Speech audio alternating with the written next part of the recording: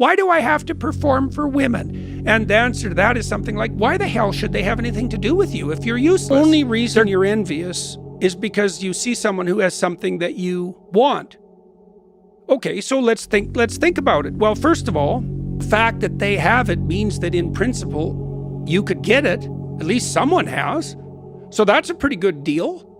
And then you might say, well, the fact that I'm envious of that person means that I actually want something. And then you might think, well, what am I envious of? I'm envious of their attractiveness to women. It's like, okay, well, now you know something about yourself.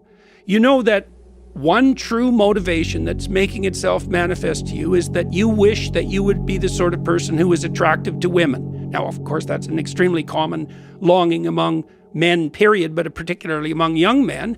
It's like, well, what makes you so sure you couldn't have that? Well, how about, here's an answer.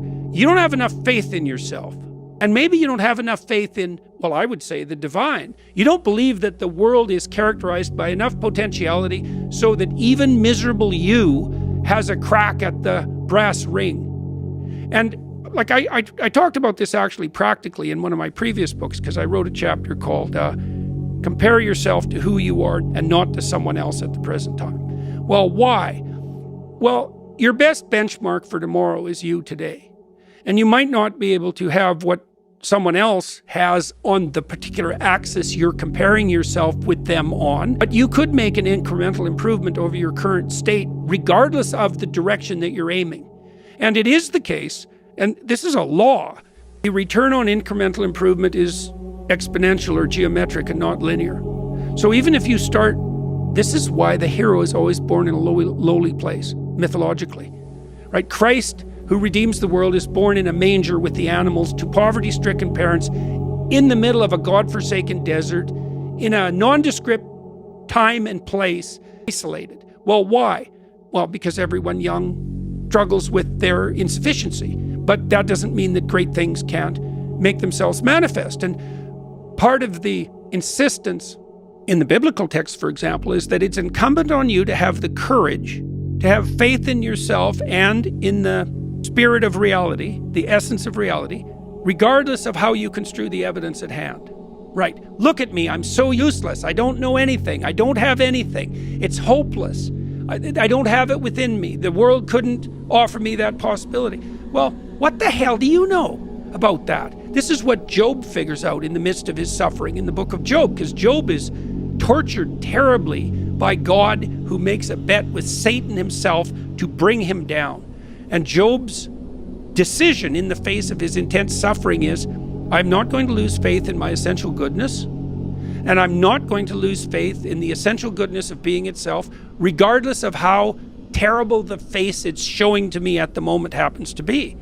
And I think, okay, what do you make of that claim? Well, let's look at it practically. You're being tortured by the arbitrariness of life. That's horrible. Now you lose faith in yourself, and you become cynical about being. So, are you infinitely worse off instantly? And then you might say, well, yeah, but it's really asking a lot of people that they maintain faith even in their darkest hours. It's like, yeah, that might be asking everything from people. But then you also might ask, this is a very strange question, is if you were brought into being by something that was essentially good, wouldn't that thing that brought you into being demand that you make the best in yourself manifest? And wouldn't it be precisely when you most need that you'd be desperate enough to risk what it would take to let it emerge? So you kind of make it seem that reason could be the thing that takes you out of a place of darkness, sort of finding that calling through reason. I think it's also possible when reason fails you to just take the leap. Navigate not by reason, but by finding the thing that scares you, the risk, to take the risk, take the leap, and then figure it out while you're in the air.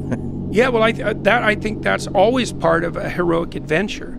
Is that ability to cut the Gordian knot, but you could also ask from an engineering perspective, okay, what are the axioms that make a decision like that possible?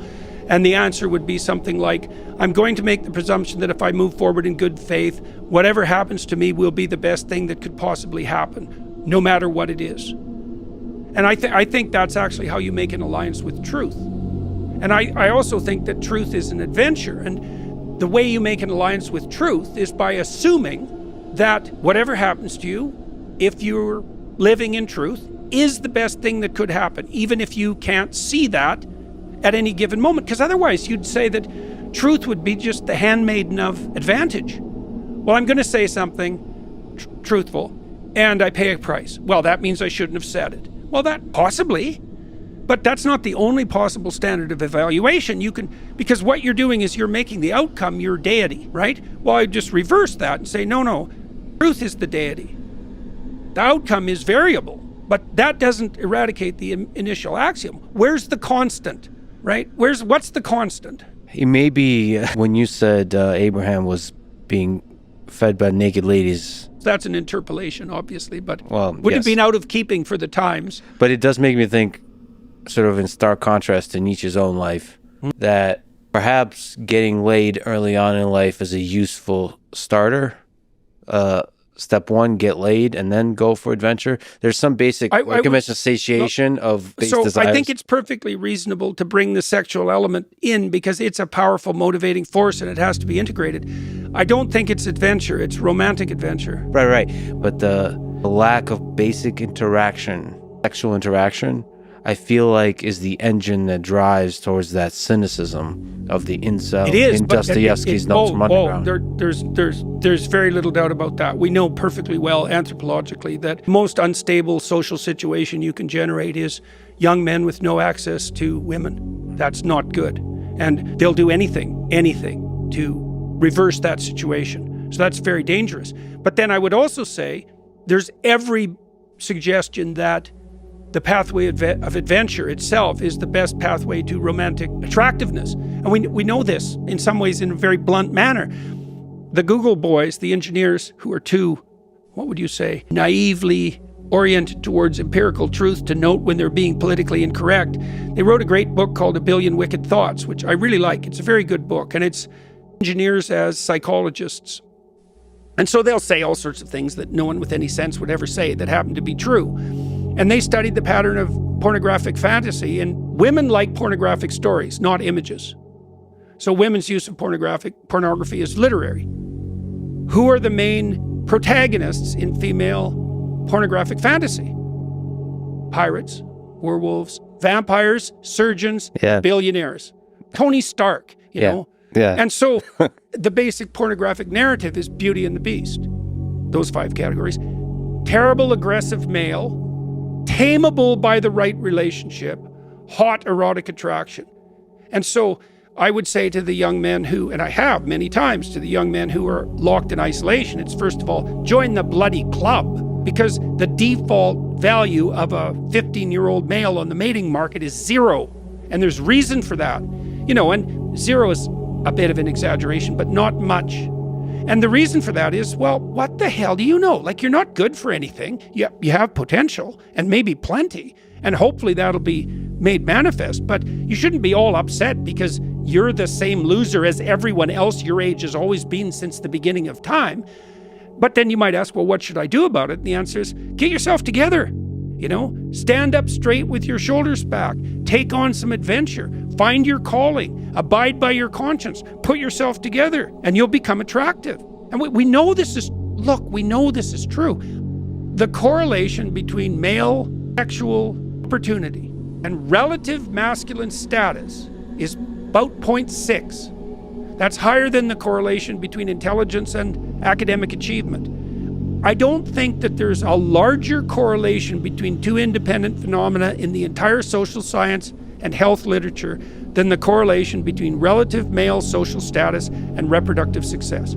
It's by far the most fundamental determinant. Well, what's the cause and effect there? It's a loop. Men are motivated to attain social status because it confers upon them reproductive success, and that's not only cognitively but biologically.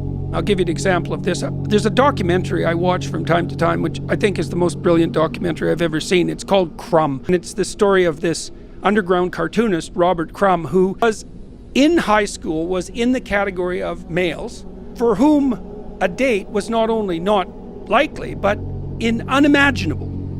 So he was at the bottom of the bottom rung. And almost all the reactions he got from females wasn't just no, it was like, are you out of your mind? Right? With that contempt, right? And then he became successful. And so the documentary is super interesting because it tracks the utter pathology of his sexual fantasies because he was bitter and resentful. And like, if you want to understand the psychology of serial sexual killers and the like, and you watch Crumb, you'll find out a lot more about that than anybody with any sense would want to know. But then he makes this transition, and partly because he does take the heroic adventure path, and he actually has a family and children, and he's actually a pretty functional person, as opposed to his brothers, one of whom commits suicide, and one of whom is literally a repeat sexual offender.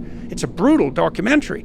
But what he did in his adolescence, after being rejected, was he found what he was interested in. He was a very good artist. He was very interested in music, and he started to pursue those sort of single-mindedly, and he became successful. And as soon as he became successful, and the documentary tracks this beautifully, he's immediately attractive to women. And then you might ask too, even if you're cynical, it's like, well, why do I have to perform for women? And the answer to that is something like, why the hell should they have anything to do with you if you're useless? They're going to have infants. They don't need another one, right? Partly the reason that women are hypergamous, unless they want males who are of higher status than they are, is because they're trying to redress the reproductive burden. And it's substantial. I mean, the female of any species is the sex that devotes more to the reproductive function. That's a more fundamental definition than chromosomal differentiation. And that's taken to its ultimate extreme with humans. And so, of course, women are going to want someone around that's useful because the cost of sex for them is an 18-year-old period of dependency with an infant.